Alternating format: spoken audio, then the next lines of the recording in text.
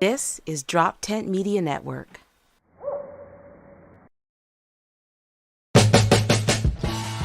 Hey, welcome to the Weekday Comics. I'm Dave Primiano. And I'm Dan D'Aprile, and we're here to shoot the shit and talk the news. We're on the air now? Yeah, we are on the air now. And just because I checked my phone was on silent, you're fucking having a thing?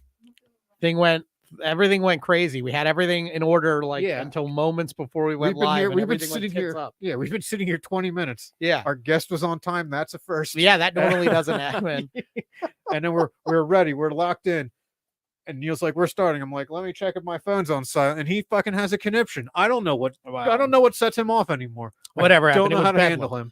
It was bedlam to start behind the scenes there, but here we are. A nice smooth intro. Right. Some of you might be wondering, Dan, why aren't you wearing a hat this episode? Well, I'll tell you, you never wear a hat when you go to see the barber, so and we want to introduce our awesome guest this week. Yes, our guest is a comedian, a poet, runs rooms. He's got a special out called Elijah the Barber.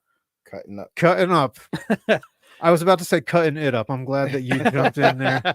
Yeah, I believe I said his name in that. Elijah the Barber. Yep. That's right. Hey, what's up? Yeah. What's going on, fellas?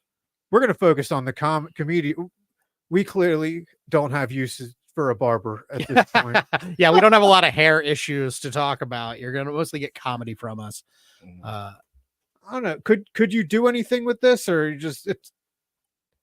You know what? I think I definitely could restore confidence some type of way. Oh, I don't know. That's a taller order than doing something with his hair. Without giving him his confidence back. Without gluing another person's hair onto my head. Nah, yeah, I'm not gluing anybody's hair to anybody's head. Okay.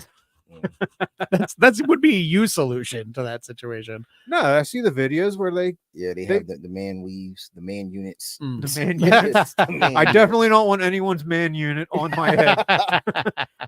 Anywhere around this area. Yeah, keep your man unit away. It's a whole system. It's a whole man unit system. Because I always wonder, why go for Elijah the Barber as your comedy name when I first saw you? And then I saw you in your own room and I got it. Oh, he's fucking controlling traffic both ways. There were people at that room that are your clients, and I'm sure it goes the other way too. I'm at a point where I'm tired of telling the truth.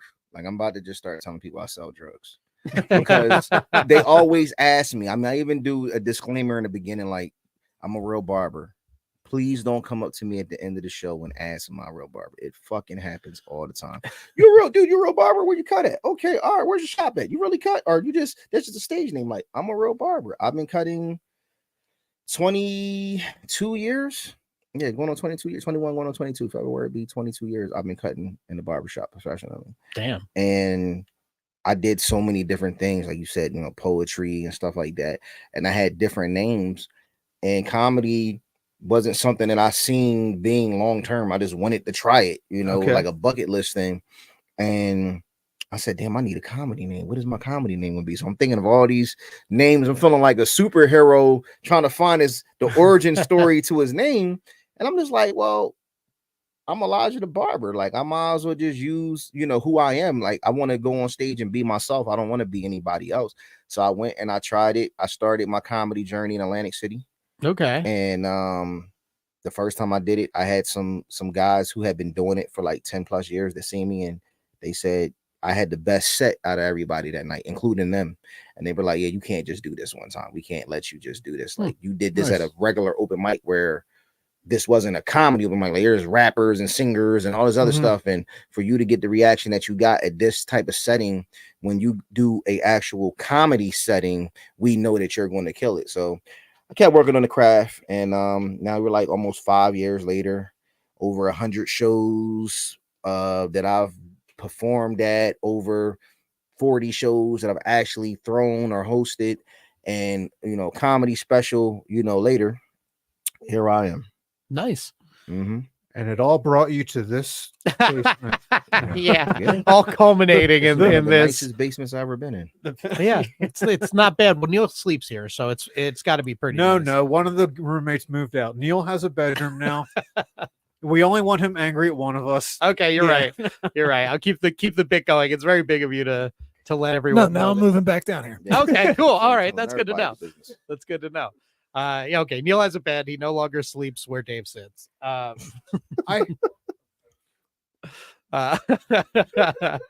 But that's interesting. Do you find? I assume you're a barber in like a black barbershop, right? Where guys like go out and like hang out. sugarcoat it. No, What? I'm gonna be honest. It's Elijah the Barber. I've seen you work, but I've never seen you work. And I assume you're not working at the hair cuttery, No, right? no, Yeah. not working at that. Let's not disparage. I hate those places. Hair cuttery, sports clips, great clips. Yeah. Super cuts. I fucking hate those places. I love them, but we'll explain those why. places. Let's do the pros and the cons for hair cutteries. No, You know how many, like, probably 150 to 200 people in the last 22 years I had to fix their haircuts from those places. Like, I had one guy came to me one time, hair was butchered. I mean, his shit was ridiculous. He was like, I used a $5 off coupon off a $5 haircut. Oh, And I was like, well, you got what you paid for. yeah. He saw Elijah the Butcher. That was what fucked his Yeah. hair up. Yeah. Mhm. Yeah. wait. So to answer, so it is a mostly black clientele barber shop. We cut everything. Okay. I cut everything. I cut black, white, Indian, Hispanic. It doesn't matter. Nice. I can cut it all. I guess I mean, like, when I ask that, though, I mean more of like the culture of the shop, right? Because like some shops, you come in and you like talk and you hang out, and it's more like a hang. Nah, our shop isn't a hangout spot. It's not that kind of barber shop. It's a family oriented shop. Like, we don't even cuss in our shop. Okay. So we want, the customers, when they come in, they want, they bring their children. We want, everybody to feel, comfortable. So, certain conversations not, Right. going on. Right. You know what I'm saying? Yeah, When there's children and stuff in there. But no, we have a family business shop. It's been actually June to be 30 years. We're in Berlin, New Jersey. So Nice. that's where I cut hair at, since people always asking, you're a real barber, where you cut at? I remember we did a show, I did Soul Joe's in Pottstown, and guy was like, you a real barber? And I was like, yeah. And he was like, where you cut at? I said, in South Jersey. He's like, I'm from South Jersey. So he's like, where you cut at? I said, Berlin. He was like, oh, I'm from Haddonfield. I'm right up the road. I'm like, yeah, you're not that far. So you do white people. Yes. I'm just assuming from Haddonfield, and the fact that he's at Soul Joel's, which is in central PA. I don't think I've ever seen anything but white audience members at Soul Joel's. Yeah, they treasure. If they have someone that's Italian, I think they look I'm at so that sorry. as I'm gonna have to cut in, Elijah. I didn't know. You didn't know. You're chewing gum. Oh, My bad, dude. I'm sorry. I should have called you beforehand. It's a live podcast. Damn it. I can just hear people probably at home being like, what the fuck? So I apologize. Thank you, dude. Yeah. Just grinding on. Hey guys, live pod. That's okay. Let's do Thank it. you. I Our should've called audio it before. manager, Neil, catching that. Thank you, Should've called Neil. it before. I apologize. We were so worried about a synced phone. No, I'm just kidding. But yeah, anyway, so that's cool. So yeah, okay, you're not one of the barber shops where you'll walk in and get like a kind of like adult sort of conversation about whatever's going on. No, you're not. No, we're not the type of barbershop where people are going to come in and be talking about, like, the new Kim Kardashian sex tape and stuff like that. There's a new one? Or you see, guys selling pit bulls in the back. You know what I'm saying? Like, we're not that type of barbershop. Like, we're the barbershop that the people that hate going to those barbershops like to come Oh, nice. and feel, safe and it's a nice environment. If anything, the craziest thing in our shop will be the sports debates. You know what I'm saying? Especially, football season, Eagles fans, Cowboys fans, stuff like that. But we have a pretty stable environment, and what I learned from being in the barbershop is the experience. The experience is what people like, and that's what makes people keep coming back. And I think, making the transition into comedian and also promoter and throwing events, because I was throwing events before I got into comedy. I always focus on the experience. I want everybody that comes through the door at any event that I have to have a good experience, whether we have 2 people, 20 people, 200 people, no matter how many people are in the building. We want everybody that's there to have a good time, feel as though they got their money's worth, and leave out feeling better than what they did coming in. Because I feel like us as comedians, that's our job. Our job is we don't know what people are going through. Dude could have just lost his job. Woman could have just lost her mom. You know what I'm saying? Dude could have just had his cat die. We don't know what happened to these people before they walk through that door. Our job is to make them feel better leaving out. That's true. My dead cat haircut was fucking. David's just been reminiscing about old haircuts this entire time. I'm so happy. I just take a razor into the bathtub now. I used to date a hairstylist, and it was always I was a little like insecure about it because I would go to like these events where all of her like coworkers and stuff at the shop would go, and I'm like, I feel like I know I'm the only one that shaves my head in the sink, but I feel like everyone else knows it at this location. I go out everywhere else, no one knows that I do all this in the sink. But You go in the sink? sometimes if I let it go crazy, I like go for too long, I go to like the hair cuttery because they can't fuck up what I need done, which is just to shave. But Saying bathtub is so much better than the sink. oh you don't yeah, want but that you'll clog the drain. Well, no, you get a paper towel. Either way, there's a drain. You gotta fucking get a paper towel and wipe that shit up. I'm not bending over to do that. I just do it in the sink. It's fine. It's easy. But we'll compare bald men shaving strategies. I'm not sure this is the most compelling podcast topic, Dave. Okay, I have a question for you. This question is important.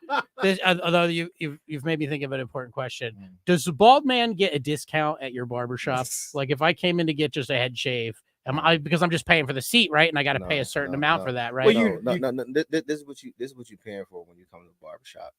You're paying for the experience. You got some people. I have this lady. She has alopecia. She barely has any hair, like barely. And I'd be saying to myself, I don't know why the hell she keeps coming back. You know what I'm saying? So most of the haircut, I'm stalling. I'm not even gonna lie. Like I'm just going over shit that's not even there. But I realized what it was. She loves the conversation. Okay. She enjoys the conversation. She enjoys coming, finding out. So what's been going on with the comedy? Like, where have you been lately? Where have you traveled? When's the next show? Like, you know what I'm saying? And she has been a supporter. She's came to a couple of my shows. She was at my special. And I had one customer, young guy. I've been cutting him since he was a kid, and I've never seen this guy mad. He's always calm, cool, collective. I just seen him mad for the first time like last year. We had a guy that was in the shop, and he was like real loud, obnoxious. And I was, we were talking. I was giving the guy in my chair some advice. Hey, hear me. So he was like, wait a minute, stop. He was like, sir, excuse me, sir. Listen, I pay my money. I come every 2 weeks to get my hair cut and talk to my barber. And I can't hear what he's saying because you're being too loud right now. So if you can please just keep it down a little bit, whatever. The guy was like, oh, I'm sorry. And then we went back and talking, and it was like, damn, like you realize we mean so much to the people. Is more than just making them look nice. Right. You know what I'm saying? Or making them feel good because we made them look nice. Sometimes it's like everything that they're dealing with, they come and they sit in your chair and, they trust you to get them right. And, they leave out of there feeling better so many different ways. Some people, it's like a therapy session. So, we are the cheapest therapists that you can sit up there that you can afford, to be honest with you. It's been years. That shit doesn't cost $15 anymore. Yeah. Right? It's the only therapist that cuts me. You know what I mean? I don't know. I never went. I was a hair cuttery guy. I didn't like the conversation, especially because I had those fucking stupid bangs or like this stupid mushroom cut. I can't see you was letting the women cut you, weren't you? I was always first available. There was one dude that worked at the hair cuttery. It was never good. Let's be real. You like having those boobs on the back of your neck. I like the boobs on what I hated was when they try to like fuck with the front and they're making direct eye contact. Like, so I don't know. Man. And they're like, so I'm just like, stop fucking moving your forehead so much. That's why your bangs were so uneven. But you were constantly think of this guy with bangs is crazy. All right, I'm gonna Photoshop. I wasted fucking hair. I had long, beautiful, but I never had a good haircut when I had hair. We should have done that. We should have thought to do this for this episode, but next episode, find a picture of you with that hair. I'll bring a picture of me with hair that is evidence of why I'm bald now. It's out there on Yeah. Facebook. I think there's something that might be said about that. Like all bald men, sure, maybe it's genetic, but maybe they did something to their hair that was like, God was like, no, you're done. You've gone too far. You can't have this privilege or this power. That was me. I had frosted tips. Oh, Yeah, big wow. time. Wait, Oh wait, yeah. you was on some Backstreet Boys shit? Hell yeah, dude. I was of the age, man. I was frosted tips. I wish I could show them. Man, I wish I posted it. now But yeah. see, I was still grunge rock at that point, so I had the part down the middle, and then like I'd just walk around with hair in my face all the time. You didn't have like the 2 little curls? No, grunge and Judaism there was never a grunge Judaism crossover. I wish there had been. That would have been great. Oh man, Kurt Cobain or whatever. Yeah, I don't even know. Yeah, so yeah, I'd have it. So it would like come down. Most of the time, it would cover my face. So I was like shaking my head a lot. All right. Were you like flannel grunge or were you like black I rocked shirt? flannel. I had the ripped up jeans. Okay. Yeah, Yeah, I can see young And Dave. I buzz it underneath, and that was the greatest feeling in the world. The long hair against the shaved head. So that's why I was just like this all the time. Okay. Yeah. Yeah. Now you only maintained one component of that haircut, unfortunately, not the good one. That's I okay. don't know. But yeah, That's okay. What do you have people coming to the shop asking for like unrealistic cuts? People asking for like stuff where you're just like, I mean, I would need to be a wizard to do that. I mean, you get the guys all the time. They're like, 60 some years old, telling you to make them look 19.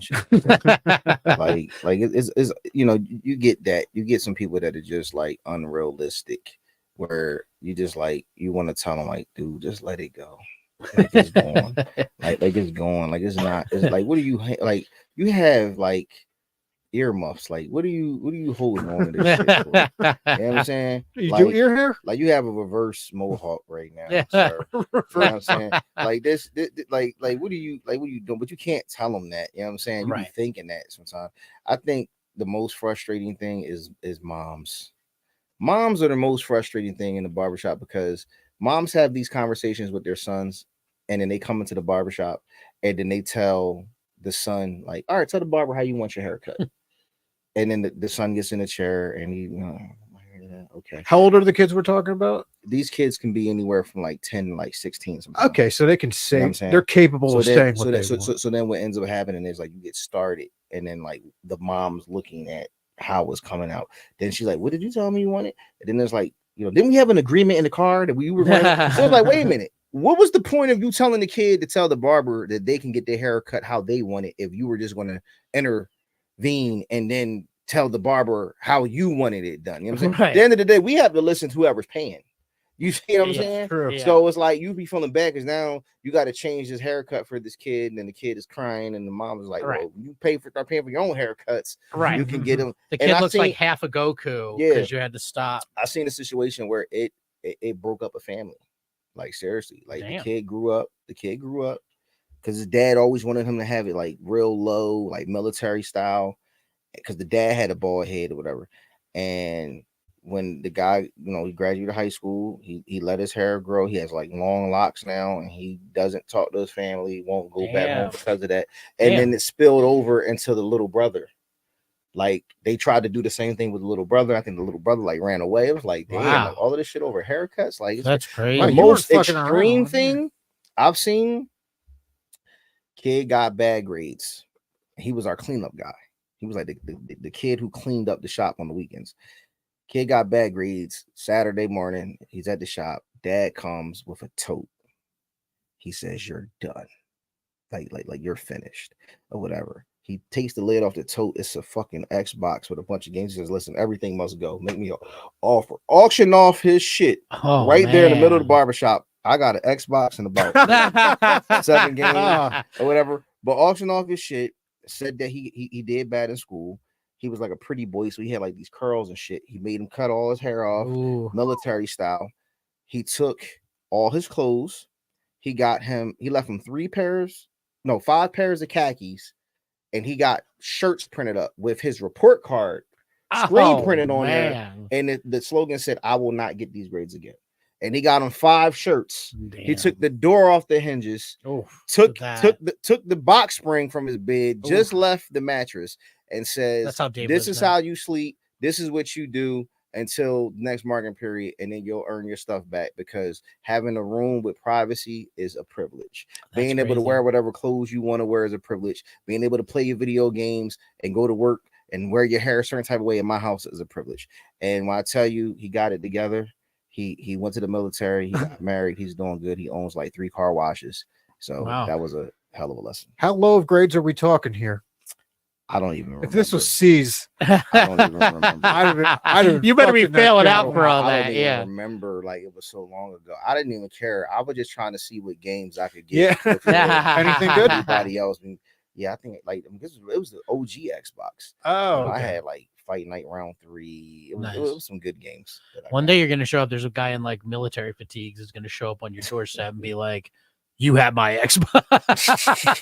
It's like, I'm coming back. I went to the military to learn the skills to get my Xbox and games back. I had to play Toe Jam and Earl. Back Toe Jam and Earl. That's a great one. Hey, Toe Jam and Earl is the reason I bought the Xbox, because I love the Sega game so much, and that game sucked. The Xbox Toe Jam and Earl sucked. The Xbox Toe Jam and Earl was so shitty. And I was like, well, now I got a fucking Xbox.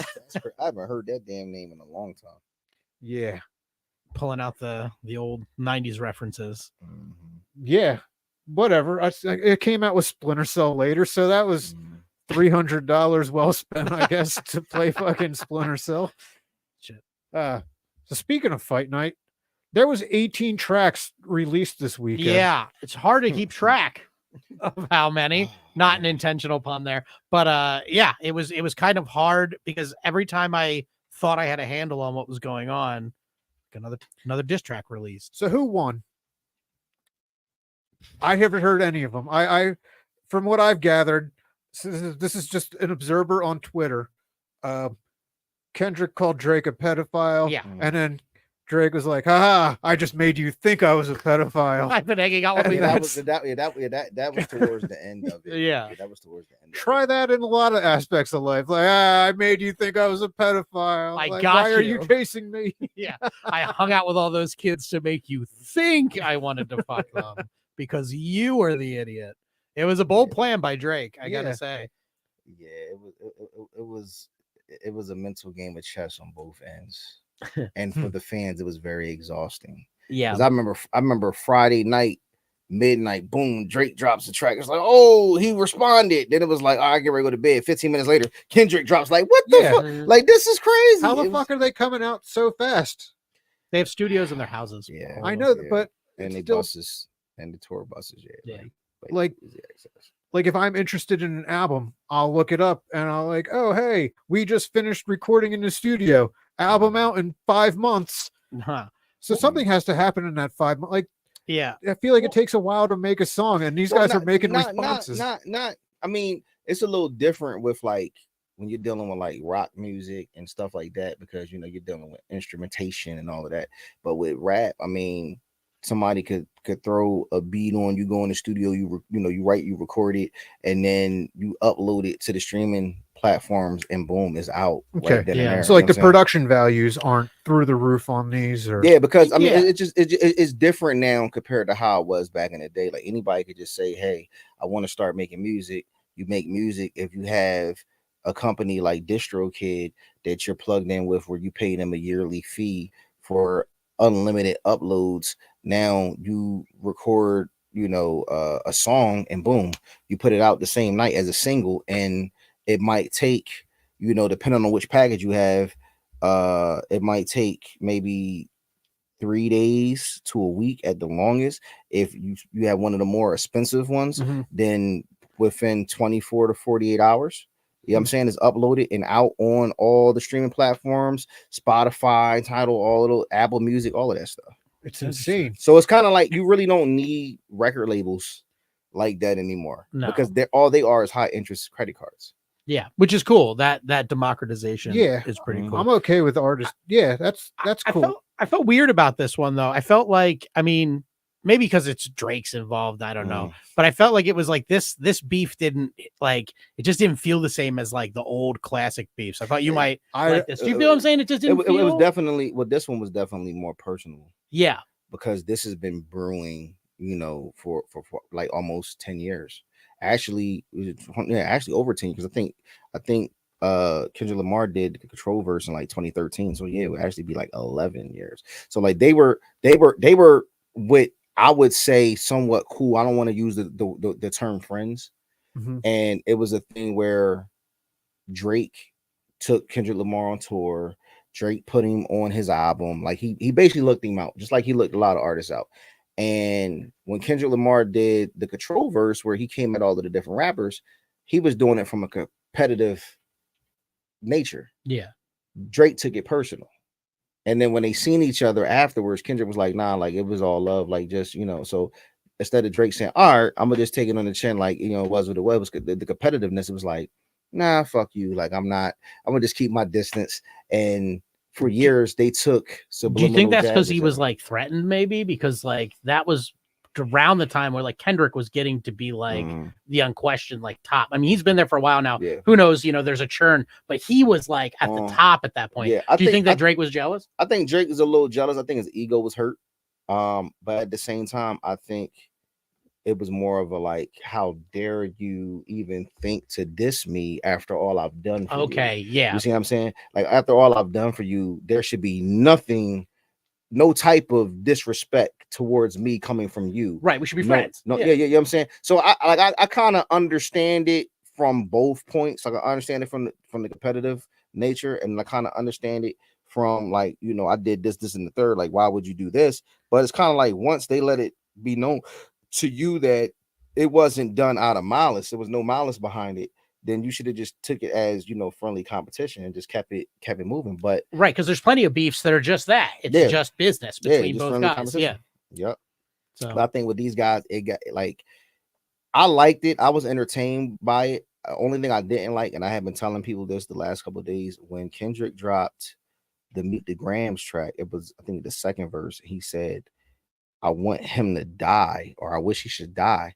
I said, once you start doing that, it changes the game. And this is the reason why with Kendrick comes from a place where, gang activity is part of their culture, it's part of their lifestyle. Yeah. So it's not that we're worried about, okay, Kendrick's going to see Drake or Drake's going to see Kendrick and they're going to do anything to each other. It's the entourages, it's the outside people. And then, so I'm sure you heard that today his house got shot up in Toronto. Somebody shot somebody outside Drake's house today, and that's what we were talking about a couple of days ago. Like, this is where it goes too far, because it's not just rap. Like, once you start having these allegations and you start saying, it's like, all right, you want to call this dude a pedophile, you want to call this guy a wife beater, like, both of y'all are trying to Me Too each other. It's how I look at it. Yeah, I'm saying, you're trying to Me Too each other, and it's kind of like, all right, it started getting a little weird.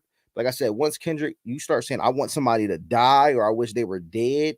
Now you have people around you, or that support you, or that follow you, that somebody will want to prove themselves, like, oh, for clout, like, I'm gonna be the guy that, I did it for Kendrick. You know what I'm saying? Right. Like, it's like, that's crazy. And people take their sides. I think that's true with everything. Like, people pick their side, they pick their like champion, and then they want to like go to war for that guy, and that makes everything, it kicks everything up to 11. Listen, I've seen friendships end on Facebook because of this, over two strangers, famous strangers. Like the matter of opinions and what people think. I think you arguing with somebody on social media over your opinion or their opinion is the dumbest thing. Oh yeah, well, that true. That kind of became mainstream about 8 years ago. We'll say. I don't know. Yeah, I'm Team Kendrick. As I said, Kendrick's a better. I like him as an artist, and I don't like Drake. So I've heard none of. I don't listen to music after 1998. I don't know any Drake song that he didn't collaborate with Rihanna. But I'm on Kendrick's side because I'm a Sixers fan, and I remember how fucking annoying Drake was. Yeah. Right after that Kawhi 4-bounce shot. So that's funny. I don't have a dog in the fight. Me and Kendrick had the same birthday, June 17th. Okay. Being a black guy, I can say this. What I don't like about it, and I was hoping Kendrick didn't take that route. I don't like the colorism. I don't like the colorism in the beef. Y'all can say whatever y'all want. Don't cause a divide with the whole light skin, dark skin thing. At the end of the day, both of y'all are what y'all are. And there's people that are looking from the outside that aren't black.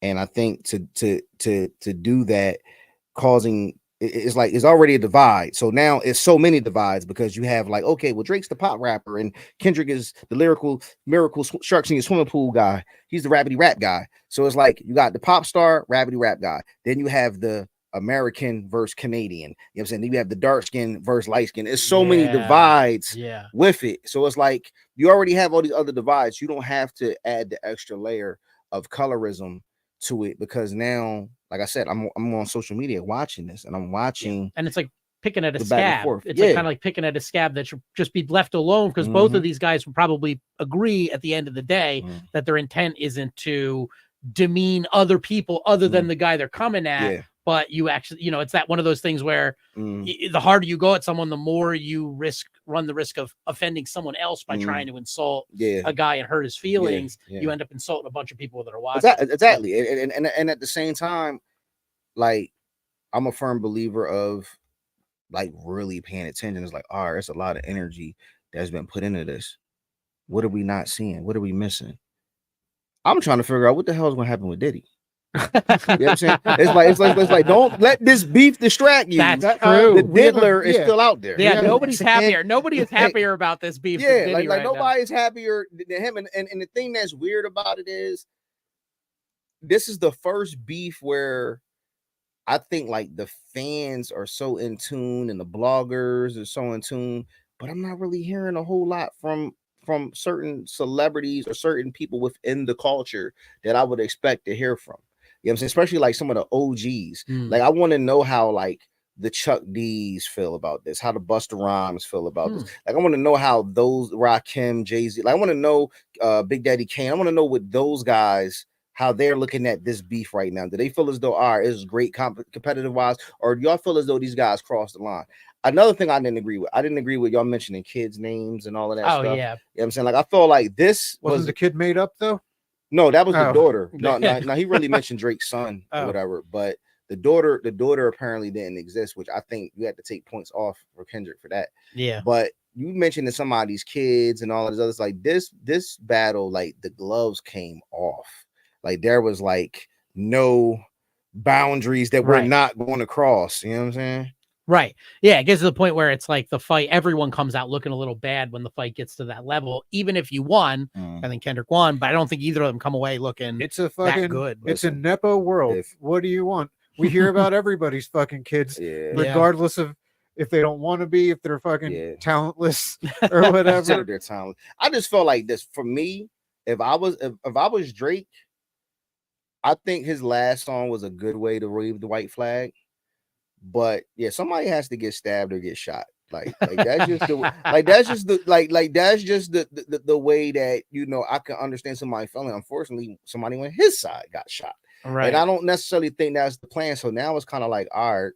And nobody needs to make any more diss tracks. I mean, y'all go back to doing what y'all was doing, make y'all hits. Y'all want to, you know, still throw a jab here and there, cool. But I think that because somebody, you know, was shot in this instance, there's no telling now what happens. Could this Do you could think this snowball into the American-Canadian war that we've all wanted to see? The fucking, Canadian war. it could finally happen? Finally. the fucking battle at Niagara. That's funny. That's funny. That's good. That's funny. Didn't that happen like the Canadians kicked our asses, I think. In the War of 1812. It was Yeah. in I mean, they had the 1812? British. It was the British, but yeah, it was the Canadians. We're way too. more gunny. Yeah. Oh, yeah. When I heard the shooting happened in Canada, I'm like, damn, the one gun in Canada made its way over to this location. But they got to pass it on now. Yeah. All right. Now those police are chasing him on mooseback or whatever. Mounties. Oh man. I don't know if they even have real cops up there. I think, are they all Mounties?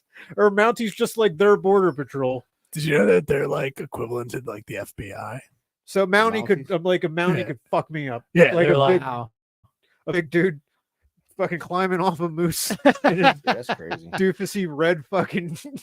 That's crazy. hey there, what's going on there? What are you up to? Like, you know, Hey, I it's can extra legally kill you, eh? all- yeah, dude. So it's not like our green like if you think of like every country and like their secret military that could fuck you up with just their thumb. It's not the Mounties in Canada, is it? Yeah, it's Yeah. Brendan Fraser looking motherfucker. Fraser, hey, yo. Wow. Wow. That's like the only image of a Mountie I can conjure is I Brendan know. Fraser in that. We need movie. a movie then. We need like a fucking badass Canadian Mountie action movie, movie. like the Yeah. Mountie. I'm saying most of the action movies are filmed in Canada.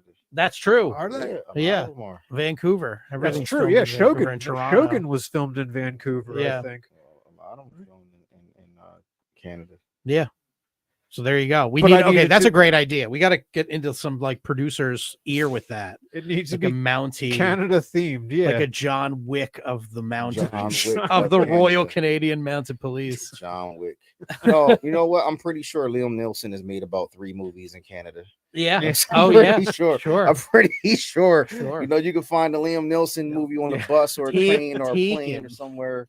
He makes the same fucking movie, just changes the atmosphere. That's right. You just put him in a Mountie's Yeah. uniform and make him do what he He might have does. made that movie The Gray in Canada. Like, Oh That's yeah, true. that could have been. I Yeah. maybe Alaska, but Yeah. you know what's the difference? Yeah, Alaska, yeah. Canada. It's the same. the Canadian.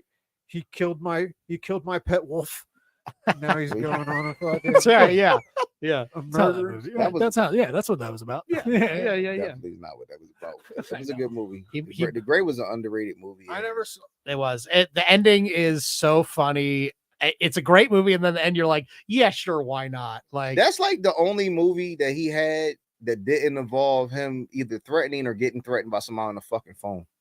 like think about it.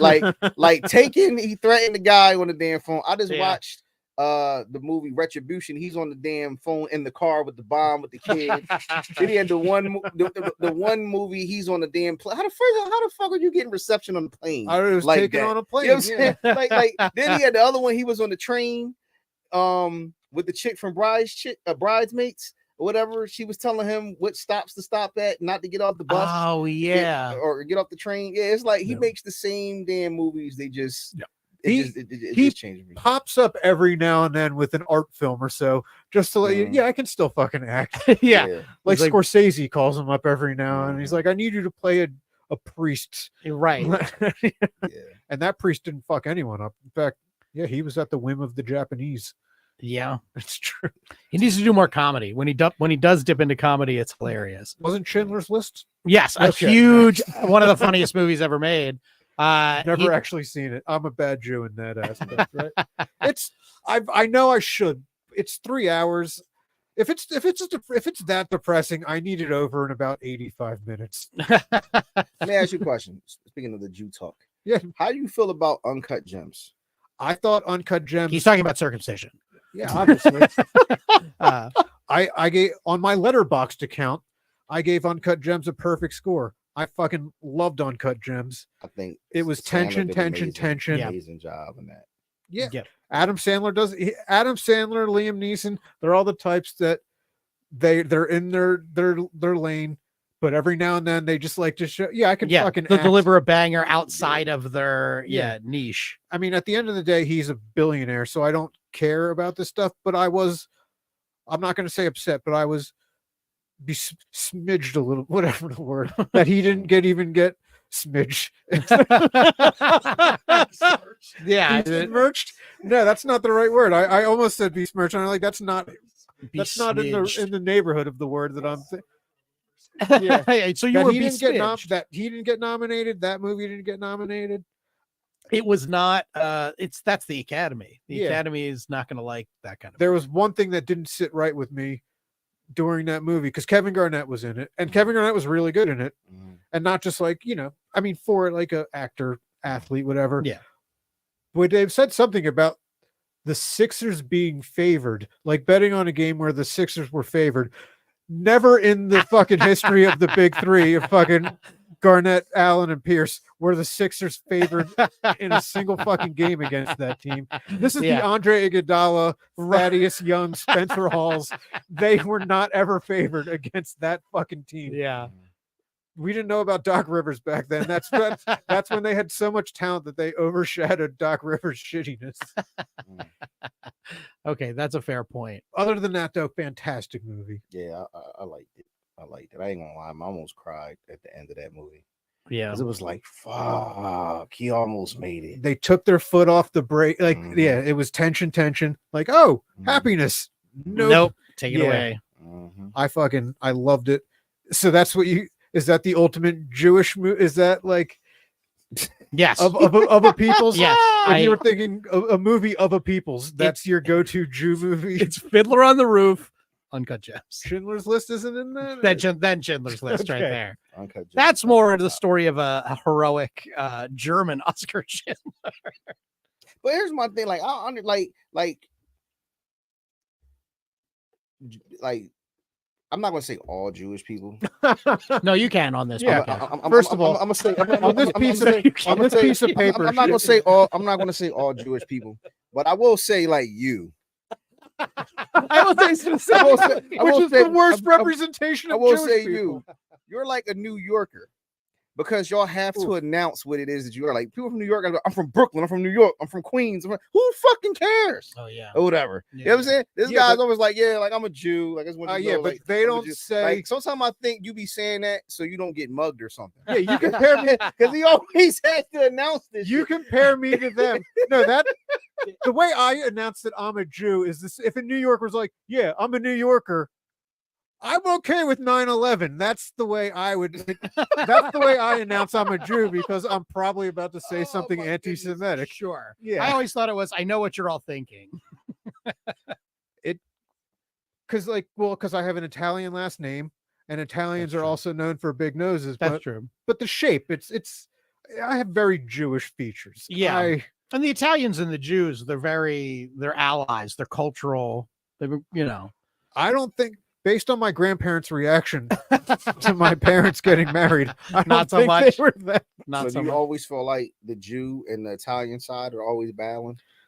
No, like it's an inner conflict. Like you have to go over and beyond to prove. Like what is this? It's pasta versus matzah. Pasta fucking wins.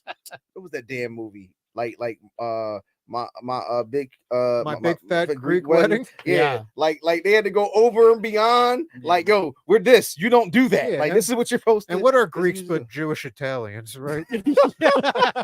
How dare you?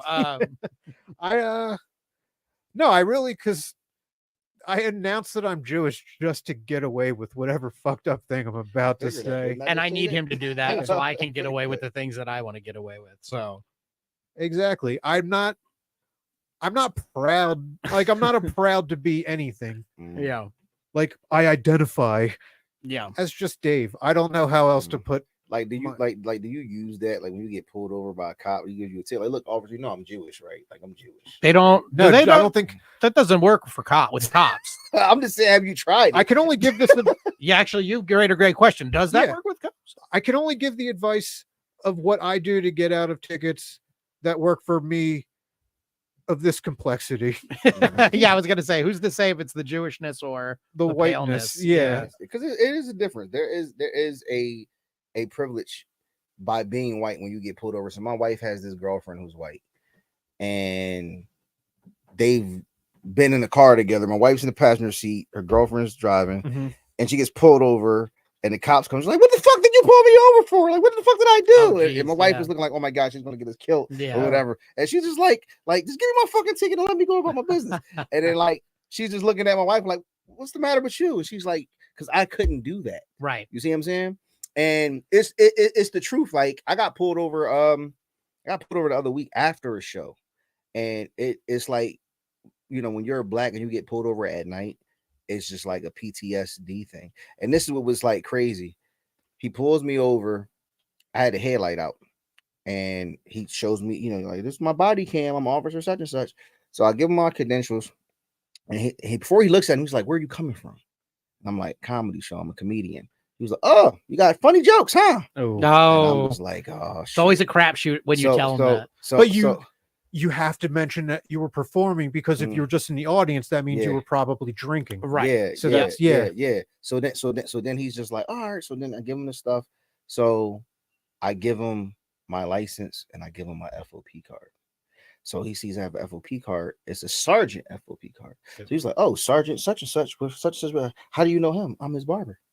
Nice. And if you want to call him to confirm it, you can call him and confirm it. I'm his barber. So he was like, oh, so you're a barber and a comedian. I said, yeah, I'm a barber during the day. I'm a comedian at night. So what's your comedy name? Elijah the Barber. So he's just like, oh, okay. Well, I want to run everything and come back. So he runs. He's taking a long ass time. I know my shit is straight. So I'm just like, damn, what the fuck is going on, right? So he comes back. He says, yeah, man, I'm gonna give you everything. He was like, I'm just give you a warning. He was like, you have a good night. Get the headlight fixed, whatever. But what surprised me was he gave the FOP card back. Most cops don't give it back. Really? Most cops keep it. You know didn't. what I'm saying? A lot of cops don't give the FOP card back. So the fact that he gave it back to me is what was shocking, whatever, right? Like that was like super shocking. And I realized that like all cops aren't jerks. I got pulled over the week before. You're not a cab? And I got pulled over the week before. And when I got pulled over that day, it was a day I didn't want to get pulled over because my son had a football game. I was rushing. I left my wallet at home. Ooh. And I'm like, fuck, today is not the day for me to get pulled over. Yeah. So I see the cop passes me. He whips around. I'm like, oh, fuck, he's about to get me because my inspection sticker.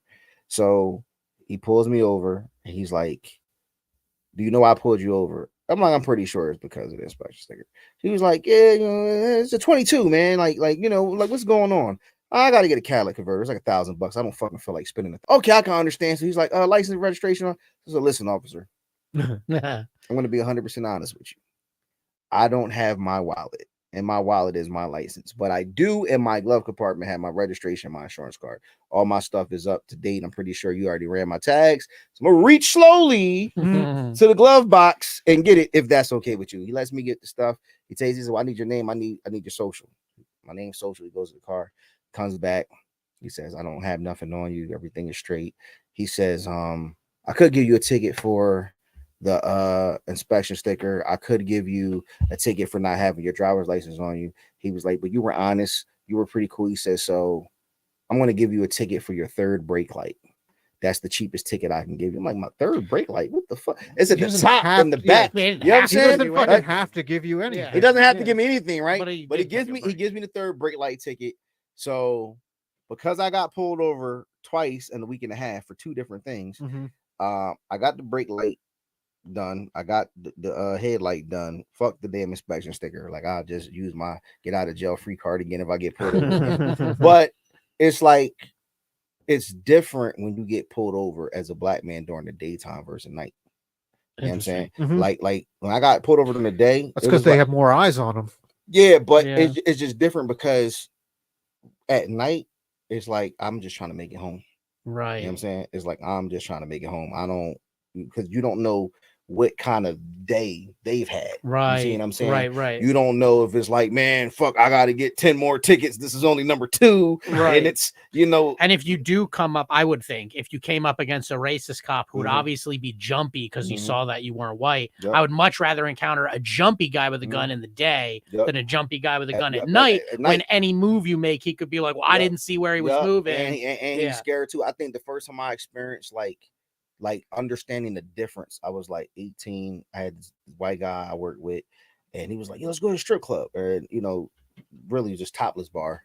But because we were under 21, so we go. But he has this guy that he was cool with who had just turned 17, had got his license. He had the Cinderella shit, so he had a car, so he had it, all hooked up, rims, tinted windows. So here it is, I'm this black guy with these 2 white guys.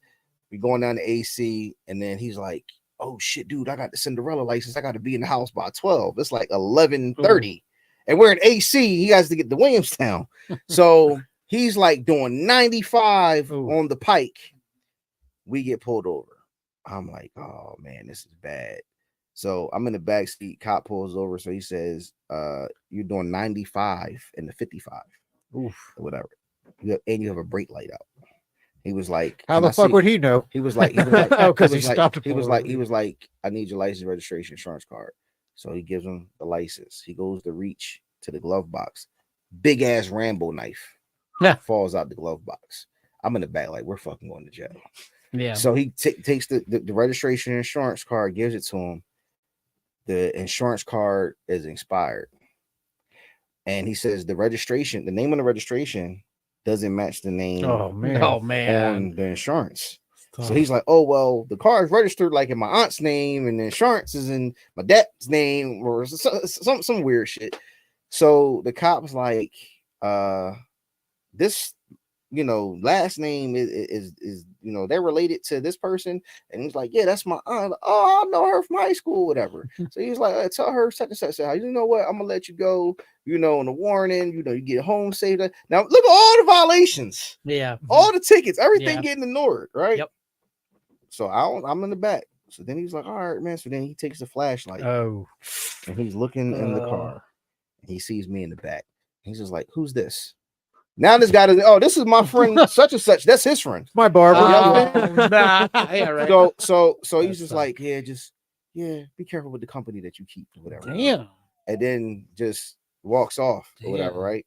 And it was just like, yeah, this is the last time I'm ever hanging out with two white guys, and I'm in the back seat. Like, this right here is crazy right here. Like I realized the difference because had it been me, it would have been, step out the car.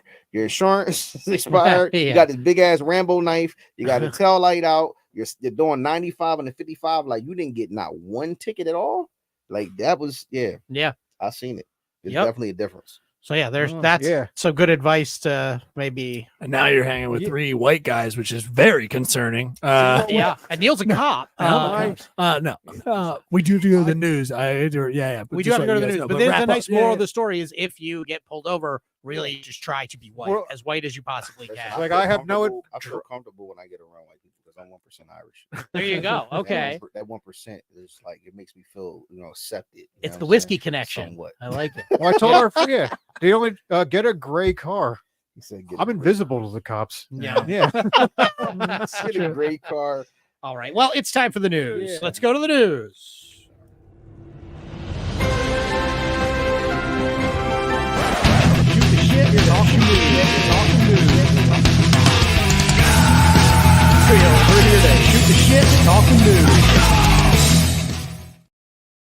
Okay, hey, and here we are. It's the news section. That was awesome. Okay, for those of you that haven't seen this section before, Dave and I have written 12 jokes about the news. It used to be 15, but we decided to be lazy. We went down to 12. I don't know. And we still don't have all good ones. Oh no, you would think that we told ourselves that we were going to improve the overall quality of the jokes by lessening the workload on ourselves. That didn't happen. We just play video games with that 3 joke time that we gave ourselves. But that's okay. I haven't seen any of the jokes that Dave wrote. Dave hasn't seen any of the jokes that I wrote. But if we do a joke about the same news story, we have a joke off. Joking each other off. Joking each other off. Descent into madness. That sound clip has come, and I love it. I think new thing enters every single week. I haven't heard anyone complain. I'm waiting for that, and then I'm going to change it. It's eventually it's going to be a 15-minute. We need graphic. listeners to get complainers. Okay, if we are having a joke off, if Dave and I are joking each other off, as we call it, that means it's a competition between he and I. Elijah, you will not only be a barber, you will be Elijah the judge for this one, and you will judge the joke that you like best in that situation. But please don't just judge it like I think Ellie Summerling tried to do, and she was just like, I like Dave's joke more. And it was like, well, those jokes weren't on the same subject, so now my feelings are hurt. I never tire. Dave, would you like to start? Sure. A list of new Ivy League colleges released as legacy schools lose luster. And to accompany this transition, the botanists from those legacy schools have decided that Ivy will henceforth be reclassified as the Jew weed. Now I'm Jewish, so And I can laugh at that because he's Jewish. So and I fire back at the other side later. Oh, there you go. Okay. I go pretty hard at the Catholics tonight, so we'll balance it out. President Biden condemned anti-Semitism in his official remarks this week at the Holocaust Remembrance Ceremony. While just across town, his rival President Trump gave his remarks at the official Holocaust reenactment ceremony. Okay. Disruptive passenger ordered to pay United. Oh, you gotta bring it on this punum. Disruptive passenger ordered to pay United Airlines over $20,000. United Airlines made a statement with this, that if you want to save money, being disruptive is significantly cheaper than Wi-Fi and one beverage. It's true. Donald Trump posts, then deletes rant about Stormy Daniels in violation of his gag order, marking a historic first. A story about porn stars and violating gags that didn't turn America on. All right. Arizona Senate votes to repeal a 160-year-old near total abortion ban. Despite them liking the strict abortion rules, they're way more concerned that winding back the clock to 1864 might turn them back into Mexico. Yeah, I did research for that one. Yeah, that's funny. I actually did a quick Google of a date for one of my jokes research. Too. Yeah, 12 seconds. Googled when did this happen? Okay. Bernie Sanders announces that he will run for Senate re-election, hoping to preserve the system of checks and balances that we're all familiar with. You get one grumpy, mean grandpa as president and one fun grandpa as senator. Thank you. I tried to do art. Oh, I also, for our viewers at home, you're going to see I did a lot of graphics cues that come up later. I tried to do a graphics cue on that one. AI won't even let you do grumpy Trump, friendly Bernie Sanders. It says it's inappropriate. I don't know what the fuck they're doing with the AI art anymore. I think it is a little inappropriate. It's a grumpy Trump. Tried to give this girl the old grumpy Trump friendly Bernie the other day. She said, "No, that hole is not for that." All right. HIMS founder offers job to anti-Israel protesters, hails their moral courage. Plus, he feels the protesters have some company experience, as many of them have already been told by the police, if your protest lasts for up to 4 hours, you'll need to consult a doctor. That's good. Catholic organization defrocks Father Justin, an AI priest, after it approves baptizing a baby in Gatorade. That is true. That is the story. So I'll go say that one from the top if this one clips out. Catholic organization defrocks Father Justin, an AI priest, after it approves baptizing a baby in Gatorade. Father Justin will be turned off and stored in another diocese, like every church official who thinks it's a good idea to bathe the child in something sticky.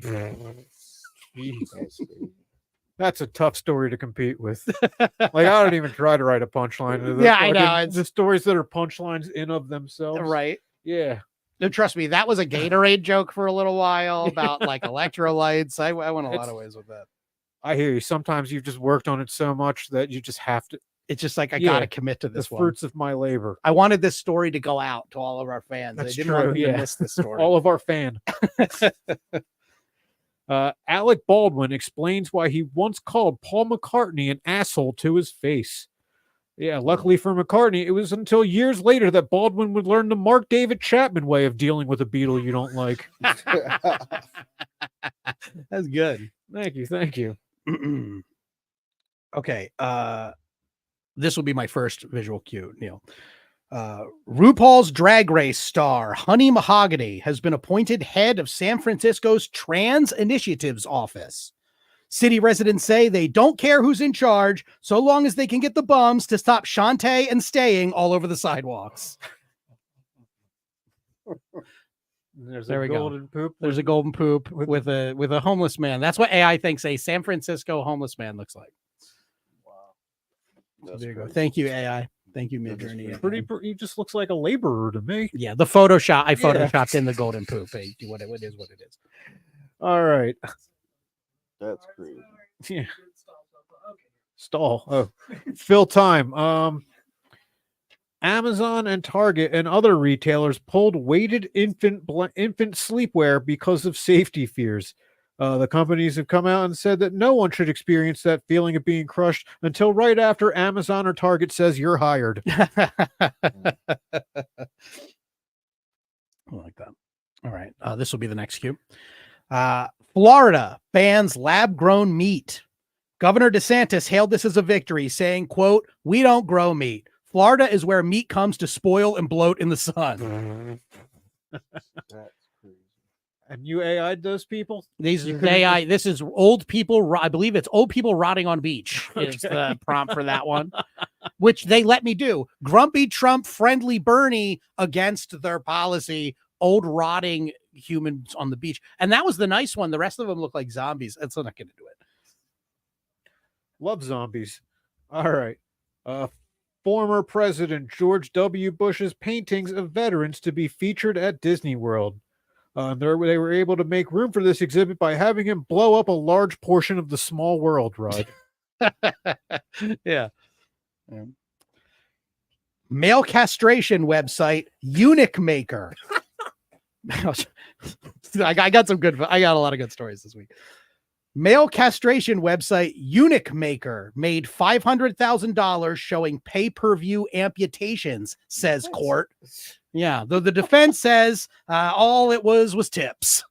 All right, there we go. That's a cute one. Thank you. That's a cute castration. Yeah, joke. it's like you don't hear too many cute castration. It's just jokes. tips. Okay. Yeah. All right, where were we? A second Boeing whistleblower has died. Yeah, Boeing is silencing these whistleblowers by sending them straight to hell. They said the destination was originally heaven, but since it's Boeing, the wings fell off halfway through ascension. Okay, we actually have a joke off. Here's the joke Holy off. shit. Each other off. Ow! Each other off. Okay. Boeing whistleblower Joshua Dean dead at 45. At this rate, experts say trying to blow the roof off of Boeing is just slightly more fatal than sitting next to a door made by Boeing. And then we go to that prompt, which I want to throw in later because it fits both Dave and I. There you go. There's our image for that joke off. What do you think, Elijah? The bone joke. I think I'm gonna get at Dave. Okay, I believe is Are we it tied tied? now, or am I up one? I don't know. This is interesting. An He interesting doesn't have development. the file ready to go. That's okay. And managing the 20 pictures I'm making him manage today, he didn't have it. Okay. The Kentucky Derby will have new safety measures after horse deaths last year.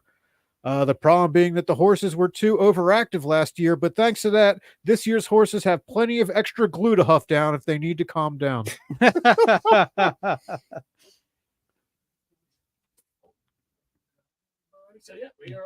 Oh, wow. Okay. Sounds good. We Perfectly all knew balanced. this day was coming. Yeah, that's right. we will not. I've had a pretty nice period of time leading, but You don't never stay lagging when you're this fucking talented. was never a comfortable lead, unfortunately. Columbia University cancels. Are we back? I see you. Okay, sorry. Columbia University cancels main graduation amid Gaza protests. Columbia students worry this disruption could damage their post-graduation plans of comfortably settling to working for their fathers. True. Rich, I don't give a fuck. Yes. A study links gas stoves to 50,000 current cases of childhood asthma. Unfortunately, many of the parents have said they don't plan on switching over to electric stoves because, quote, it's a real pain in the ass to light your cigarette off of one of those.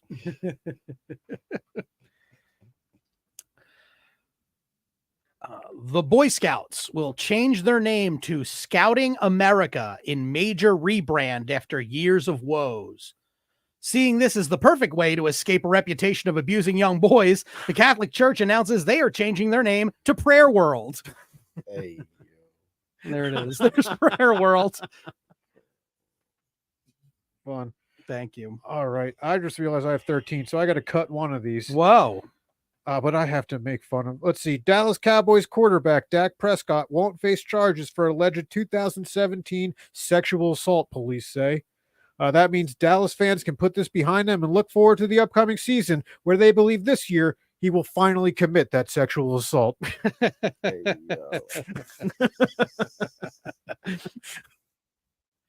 All right, there's another prompt coming up. In fact, both of the last ones. It's the last two. Okay. Cher says she doesn't date men her age because, quote, they are all dead.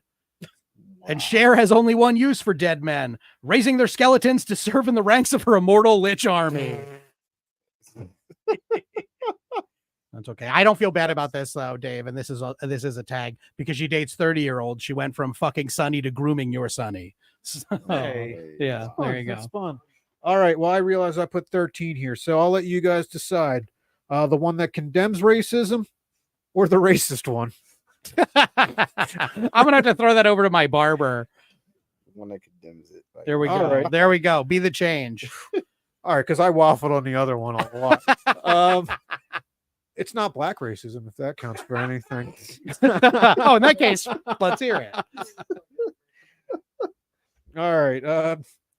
University of Mississippi opens probe over hostile protest that involved racist taunts.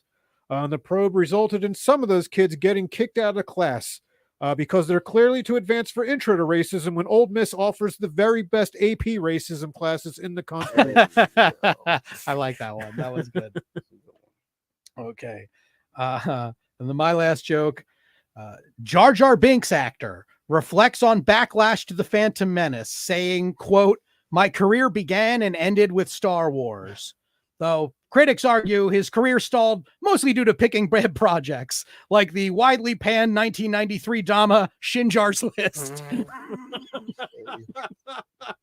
And I got to tell you, this was the most fun I had all week making Shinjar's List. Damn it. Please leave that up for I a picked the second wrong for- joke. My other one was Star Wars based. Oh, really? Well, there you go. Should You want I to do it? Just do it right now. Why not? Fuck it. All right.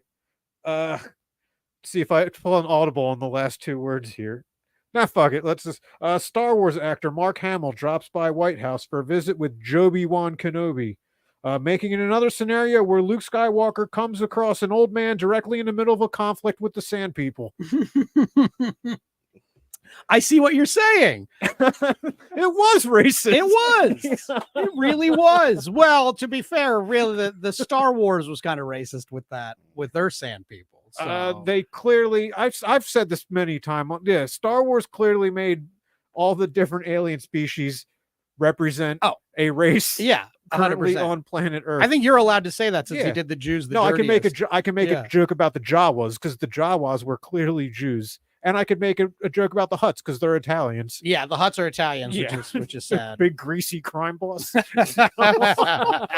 All right. Well, this big greasy crime boss has to go somewhere after this podcast. So let's All wrap right, it up. let's- What are you? I'm sorry. Yeah, Let's let our guest go first. yeah, let's. Excuse me, Elijah. What do you have coming up? Where can people see you?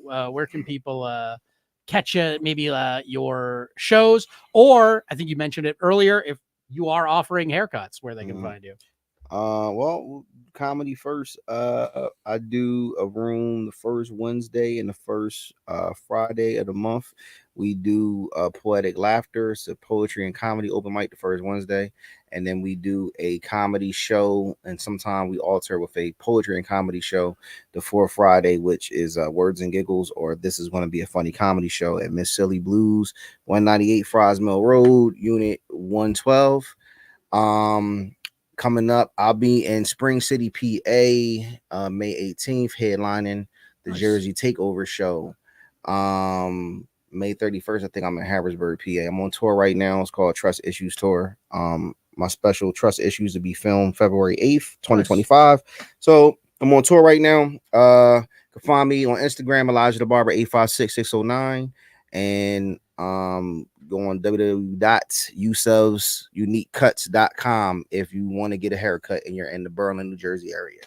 Hell yeah. You're the funniest haircut you'll ever get. I mean, not looking, funniest Yeah. experience you'll ever have getting a haircut. Dave, what do you have coming up? All right, let's fast forward to the end of the month because Yeah, I'm backloaded in the month of May, but this is the one I really want to start pushing now. Because I'm doing 45 minutes Wow. at in Delaware. What are you fucking laughing at? You never give me 45 minutes, and I can handle it. Cool J's After Dark in Bear, Delaware. Me and this dude have been going back and forth for 3 years. And Okay. it's like, hey, you ready to do 45 minutes? Yes, I am. You're fine. Silence. That's what's up. Yeah, but finally we've gotten on the same page. You're about to do the better part of an hour in a bear. That's right. Your dream. May 25th, Cool J's, 1857 Pulaski Highway in Bear, Delaware. Okay. It's going to be awesome. That's all I want to. Yeah, let's just. That's cool. I'm easy this week. I'm just doing a private show that you can't buy tickets to. So I had to let you know that to know that I am performing. Yeah. That's important that everybody knows I am performing. You're not collecting rust. I I am- can't watch it. Exactly. Yeah. But none of you can see me perform. And that's such a great idea. I think I'm going to have a lot more of these coming up. But this one actually exists. So I'll be doing a private show for a fundraiser. And then that's it. Maybe I'll do something. I don't Okay. know. Our graphic artist book arrived, but she said don't promote it if you say anything too fucked up on the podcast. Oh, then we cannot promote it. Next week, maybe we'll be able to promote her book. Hopefully, Yeah. we'll see how that goes. I think you're the last 2 words of your joke is what Yeah. is why we can't promote that one.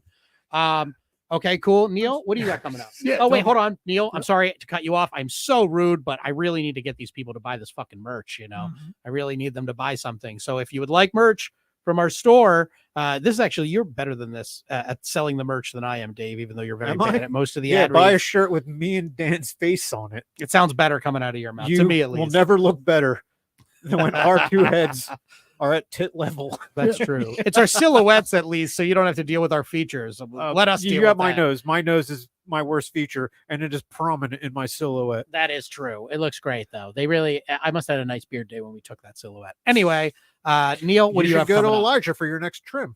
Oh, I should. Do you do beards? Mhm. Yeah, I was gonna say I like the beard, like what you got going on right now. It's a good look. I should probably get that done. Get rid of shape these sides up a little bit. Building bridges. That's Yeah. what I do. There we go. All right, Thanks, Neil, what do Dave. you got? Yeah, just go over to drop10.com/store, guys. You can find all our merch. So you can just check me out at IamNeilWood.com. And of course, well, that'll be down. Or just go over to my Instagram, I am Neil Wood, on everything. Shows, dates, details, James Wood art, for all my art, design, all that cool stuff. And I appreciate it. Don't forget, drop10.com for all the shows and all that cool stuff. Thank these guys. Oh, And don't forget to follow them. my mom YouTube. sent a picture. Okay. I don't know. It's a picture Oh of my you. Oh, shit, God. I can kind of make that out. We're gonna. This is high school. Yeah. So this is something we definitely should post on like the Weekday Comics Instagram. I think we are need going to post get that that. up there. We're going to post that and discuss it next Yes. week. well, We there's got a a little date shorter. for our Look viewers like- at home. We got a bunch of. Oh, like yeah, damn dude. Selena's husband in that first Dude, we have obtained pictures of Dave with hair. I will Oh, my bring goodness. pictures of me with hair next week, and we will be discussing those in honor of our Yeah. visit with Elijah the Barber. Sorry, we got didn't. JD Patrick next week. He's got terrible hair. He's got too. bad hair. Yeah, he's had so bad it's hair great. history. He's a too. punk with bad hair. So he'll fit bad right in hair with is that. freak. it's bad. He said, "Yeah, it's bad." It's Well, we'll bad. shout you out. We'll give you in your honor. We'll compare our bad haircuts Appreciate next that. week. That's what's up. All right. Well, thank you, Elijah. We appreciate No it. problem. I appreciate you guys. This has been great. We'll see you next week. Mhm. Well, there we go. Thanks for listening, Oh, everybody. man, that was a. we fucking landed that like Kerry Strug should have.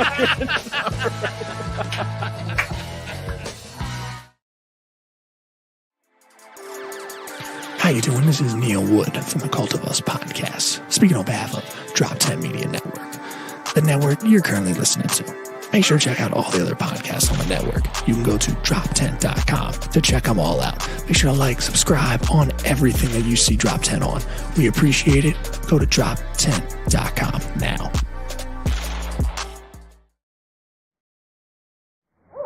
This has been a Drop Tent Media production.